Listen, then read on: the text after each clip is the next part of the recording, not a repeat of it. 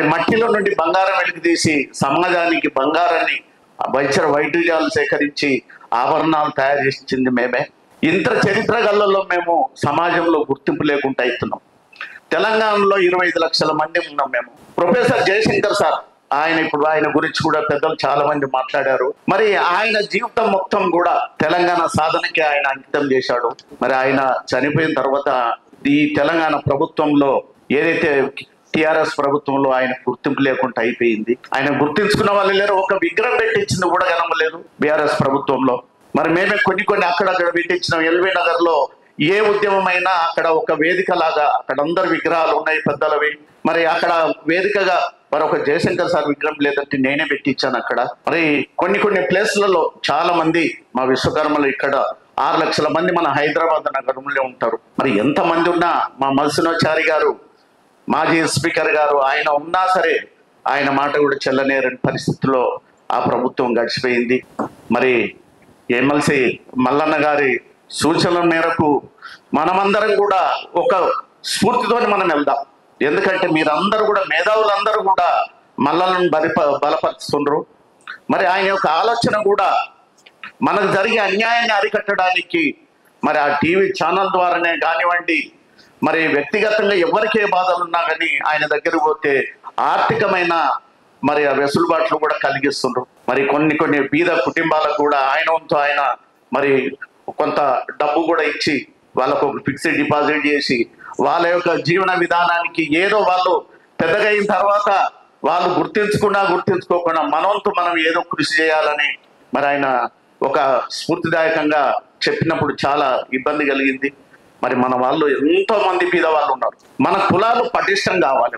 కులాలతో ఏమైతుందంటే ప్రతి కులం అనేది స్టాండర్డ్ గా మా కులం ఇది, మా కులంలో ఇంతమంది ఉన్నారు, మా వాళ్ళకి ఈ యొక్క పరిస్థితులు ఎదుర్కొంటున్నారు అని ప్రతి కులం వాళ్ళు కూడా ముందుకు రావాలి. మరి పెద్దలు చెప్పినట్టు 168 కులాలు ఉన్నాయంటే 168 కులాలకు కూడా ఒక నాయకుల వాళ్ళు రావాలి. కొన్ని కులాలకు నెట్వర్క్ ఉంది, రాష్ట్ర లెవెల్లో ఉంది, ఒక జిల్లా లెవెల్లో ఉంది, మండల లెవెల్లో ఉంది, గ్రామ స్థాయి వరకు కూడా నెట్వర్క్ ఉంది. మా విశ్వబ్రాహ్మణ సంఘం కూడా గ్రామ స్థాయి వరకు కూడా నెట్వర్క్ ఉంది. ఇట్లా గ్రామ స్థాయి వరకు, రాష్ట్ర స్థాయి నుండి గ్రామ స్థాయి వరకు నెట్వర్క్ ఉన్న సంఘాలందరూ ఒకసారి వేదిక ఏర్పాటు చేసుకొని మరి ఒక జిల్లాలో పెడుతున్నాం మనం, ఏదో ఒక జిల్లాలో పెడుతుంటే అన్ని సంఘాలు, అన్ని కుల సంఘాల వాళ్ళ ఒక ఆధిపత్యంతోనే అక్కడ ఒక మీటింగ్ ఏర్పాటు చేసుకుని ఎవరం ఎక్కడ పోయే అవసరం లేదు. ఇప్పుడు మన హైదరాబాద్లో ఉండి మన హైదరాబాద్లో మీటింగ్లు పెట్టుకుందాం. ఒక జిల్లాకి వెళ్ళామంటే ఆ జిల్లాలో అన్ని కుల సంఘాలు ఉంటాయి కాబట్టి ఆ కుల సంఘాల వాళ్ళతోనే అక్కడ మీటింగ్ ఏర్పాటు చేయాలి. అక్కడ ఎవరైనా పెద్ద మనుషులు ఉంటే ఇక్కడ నుండి బయలుదేరే వాళ్ళు 1-2 కార్లలో పోయి ఆ సమావేశాన్ని సక్సెస్ చేసుకోవాలి. మనం ఏదైతే వాళ్ళకు చెప్పగలుగుతున్నామో అది అక్కడ మన మోటివేషన్ అనేది వాళ్ళకి అవసరం. ఇట్లా మనం దీన్ని అంచెలంచెలుగా ముందుగా స్ప్రెడ్ చేస్తాం. గ్రామ స్థాయి వరకు మల్లన్న ఆధ్వర్యంలో ఒక బీసీ కాన్సెప్ట్ తోని మనకు ఒక అవేర్నెస్ వస్తుంది. మనం ముందుకు పోదాము.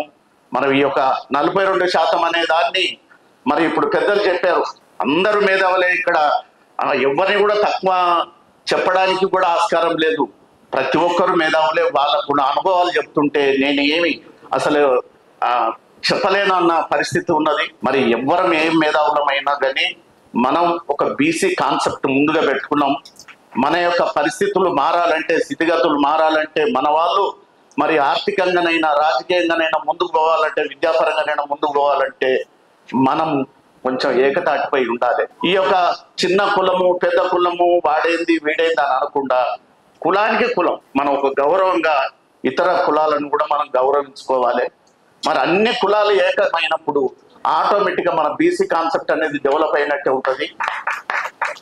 మరి ఉద్యమ రీతిలో మాట్లాడిన వాళ్ళు ఒక్కొక్కరు కూడా మేధావులు మాట్లాడారు. ఇదే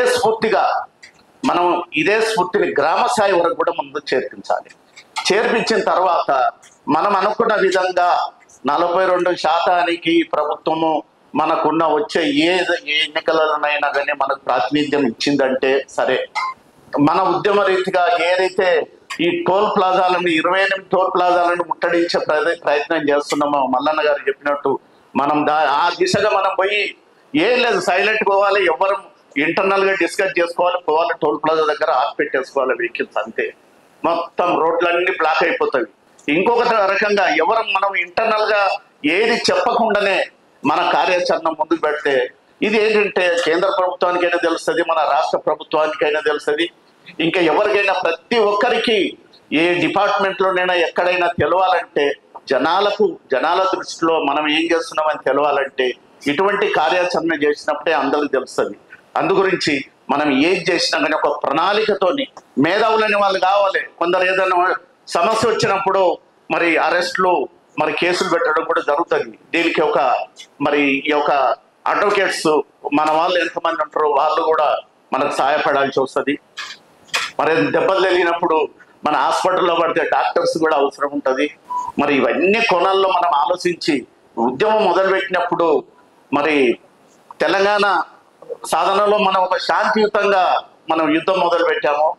మరి దీనికి మట్టికి మరి దెబ్బలు పడైనా సరే, మనం కొన్ని కష్టాలు పడైనా సరే, మరి మనం అనుకున్న విధంగా మన ఈ యొక్క 42% మనం బలంగా ముందుకు తీసుకుపోవాలని కోరుకుంటూ మరి ఇంత మంచి కార్యక్రమాన్ని ఏర్పాటు చేసి మంచి భోజనాలు పెట్టారు, మంచి ప్లేస్ కూడా ఇక్కడ ఇప్పించారు.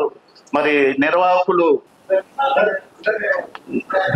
మరి మల్లన్న గారి ఆధ్వర్యంలో మరి బీసీ మరి మనకు ఇంకొకటి మనకు మెయిన్ ముఖ్యంగా ఏంటంటే కులగణంలో మా విశ్వబ్రాహ్మణులు 25 లక్షల మంది ఉన్నారు. ఇప్పటి వరకు కూడా మళ్ళా రీకౌన్సిలింగ్ జరిగింది. అది ఎంతవరకు మాకు న్యాయం దొరుకుతుందో తెలియదు. మరి ఇంత మంచి కార్యక్రమాన్ని ఏర్పాటు చేసినటువంటి పెద్దలందరికీ పేరు పైన నా యొక్క నమస్కారాలు తెలియజేస్తూ జై బీసీ.